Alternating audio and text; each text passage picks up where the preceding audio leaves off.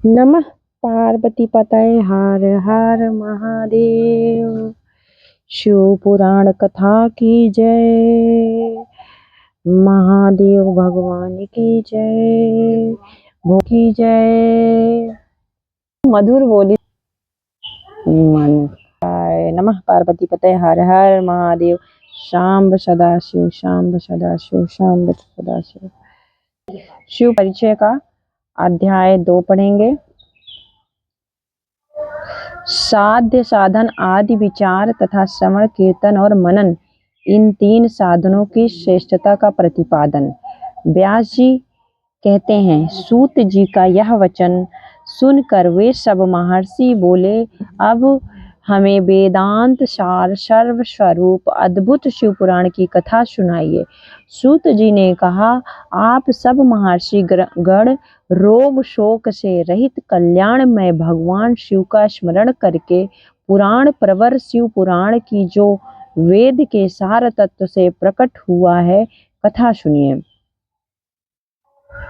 शिव पुराण में भक्ति, ज्ञान और वैराग्य, इन तीनों का प्रीतिपूर्वक गान किया गया है और वेदांत वेद्य साध्य सूक्त का विशेष रूप से वर्णन है। इस वर्तमान कल्प में जब सृष्टि कर्म आरंभ हुआ था, उन दिनों 6 कुलों के महर्षि परस्पर वाद विवाद करते हुए कहने लगे, अमुक वस्तु सबसे उत्कृष्ट है और अमुक नहीं है। उनके इस विवाद ने अत्यंत महान रूप धारण कर लिया।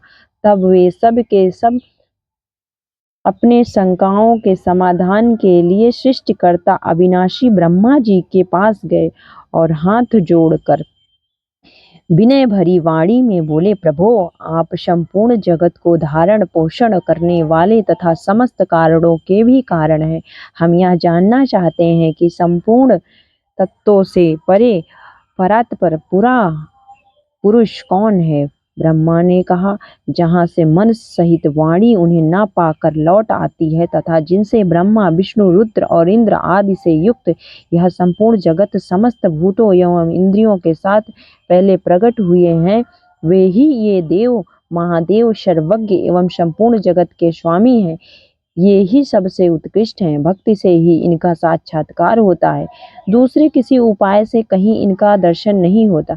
रुद्र, हरि, हर तथा अन्य देवेश्वर सदा उत्तम भक्ति भाव से उनका दर्शन करना चाहते हैं।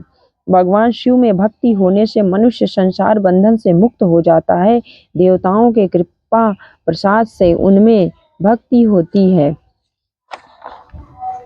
और भक्ति से देवताओं का कृपा प्रसाद प्राप्त होता है। ठीक उसी तरह जैसे यहाँ अंकुर से बीज और बीज से अंकुर पैदा होता है, इसलिए तुम सब ब्रह्मर्षि भगवान शंकर का कृपा प्रसाद प्राप्त करने के लिए भूतल पर जाकर वहाँ सहस्त्रों वर्षों तक चालू रहने वाले एक विशाल यज्ञ का आयोजन करो। इन यज्ञपति भगवान शिव की ही कृपा से वेदोक्त विद्या के सारभूत साध्य साधन का ज्ञान होता है। शिव पद की प्राप्ति ही साध्य है, उनकी सेवा ही साधन है तथा उनके प्रसाद से ही जो नित्य नैमित्तिक आदि फलों की ओर से निष्प्रिय होता है, वही साधक है। वेदोक्त कर्म का अनुष्ठान करके उसके महान फल को भगवान शिव के चरणों में समर्पित कर देना ही परमेश्वर पद की प्राप्ति है। वही शैलोक आदि के क्रम से प्राप्त होने वाली मुक्ति है। उन पुरुषों की भक्ति के अनुसार उन सबको उत्कृष्ट फल की प्राप्ति होती है। उस भक्ति के साधन अनेक प्रकार के हैं, जिनका साक्षात महेश्वर ने ही प्रतिपादन किया है। उनसे सारभूत साधन को संक्षिप्त करके मैं बता रहा हूँ। कान से भगवान के नाम गुण और लीलाओं का श्रवण, वाणी द्वारा उनका कीर्तन तथा मन के द्वारा उनका मनन, इन तीनों को महान साधन कहा गया है।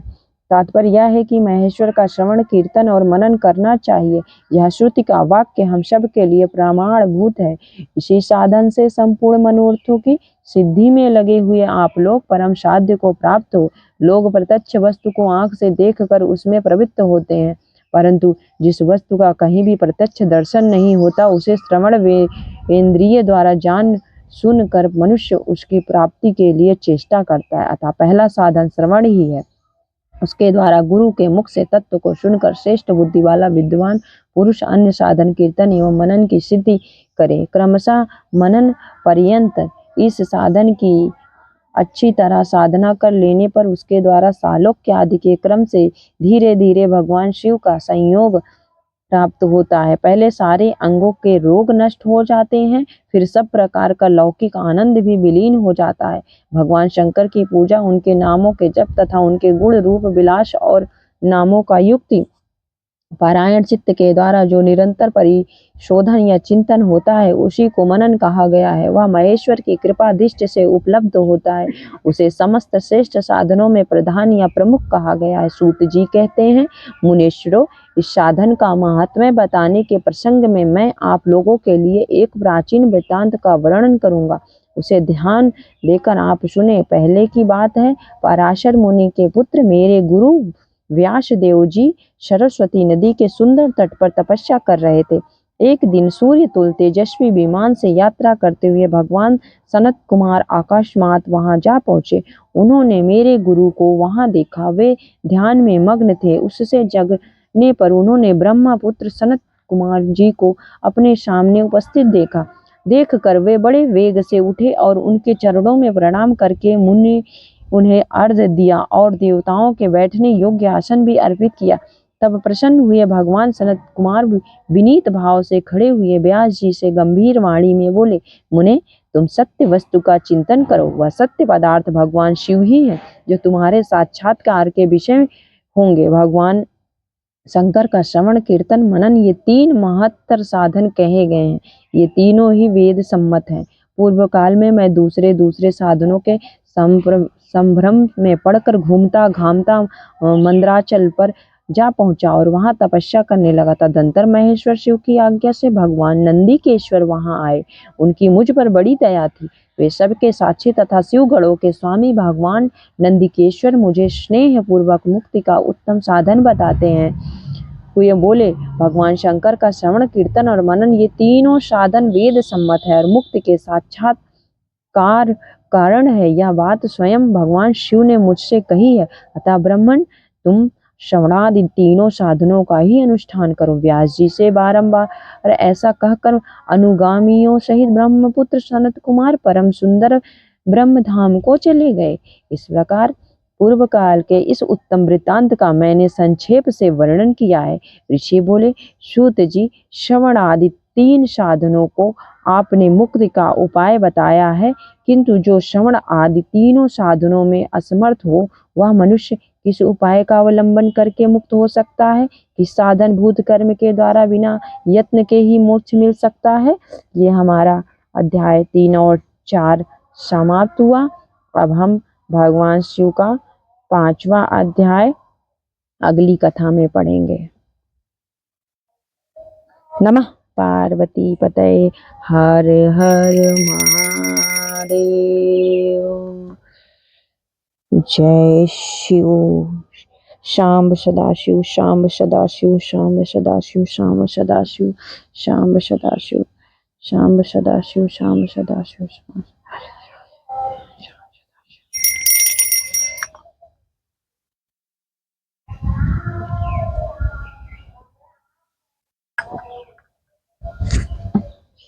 हर हर महादेव।